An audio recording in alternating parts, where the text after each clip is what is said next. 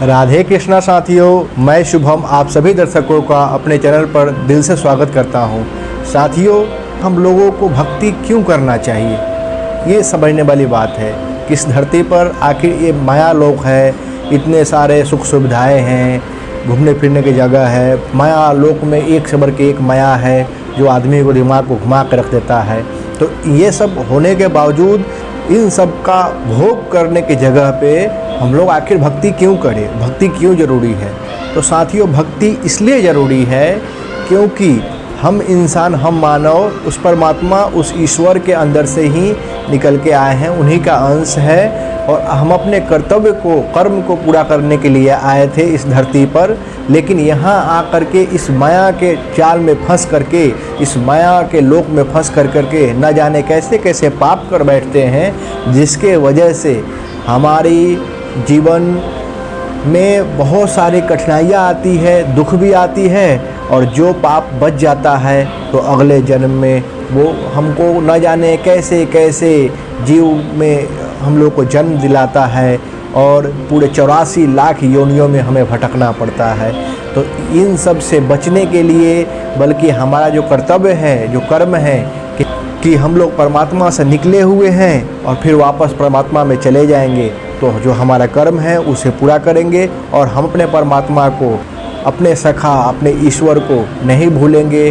उनका सदैव नाम जाप करते रहेंगे, उनके भक्ति को सदैव करते रहेंगे, ताकि ये हमारी एक सच्ची भक्ति को दिखाता है, हमारी एक सच्चे साथी का एक कर्तव्य दिखाता है पूरा होते हुए, कि हम लोग अपने परमात्मा से दूर होकर के यहाँ इस धरती पर आने के बाद भी हम लोग उन्हें भूल नहीं पाए हैं और हम लोग उन्हें भूले भी नहीं हैं और भूलना भी नहीं चाहते। इसलिए हम लोग उनका भक्ति करते हैं। इसलिए हम सभी को अपने कर्म को करते हुए में भक्ति करना बहुत ज़रूरी है। दोस्तों, इस माया लोक में, इस माया के संसार में आदमी इस तरह से उलझ के रह जाता है कि न जाने कितने सारे कष्ट उसे झेलना पड़ता है इस सृष्टि पर, धरती पर, और न जाने कितने योनियों में भटकना पड़ता है। इसलिए भक्ति बहुत ज़रूरी है साथियों। और भक्ति में है क्या साथियों? भक्ति करने से आदमी को वो आनंद प्राप्त होता है जो कहीं नहीं है सृष्टि पर।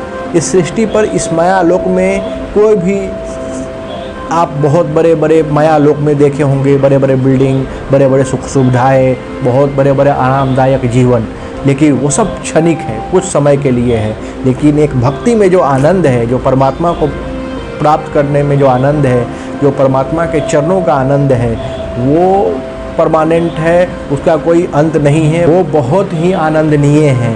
तो साथियों, एक बार भक्ति आप करो, फिर समझ में आएगा। हम भक्तों से पूछो कि किस तरह की हम लोग को सुख की अनुभूति होती है जब हम ईश्वर के, परमात्मा के चरणों में जाते हैं। उनके चरणों में बहुत बड़ी सुख है। और जैसे जैसे हम लोग भक्ति के स्टेप बाय स्टेप भक्ति को पार करते हैं, भक्ति के उस चरम सीमा पर पहुंचते हैं जहां आनंद ही आनंद है और साक्षात परम ब्रह्म परमात्मा का अनुभव जब हमें होता है, तो वो सुख मैं वर्णन नहीं कर सकता अपने मुख से। तो इसलिए भक्ति बहुत ज़रूरी है साथियों। कुछ भी कार्य कीजिए, अपने कर्म को पूरा कीजिए, लेकिन भक्ति ज़रूर कीजिए। और इस कलयुग में तो ज़रूर भक्ति करना चाहिए।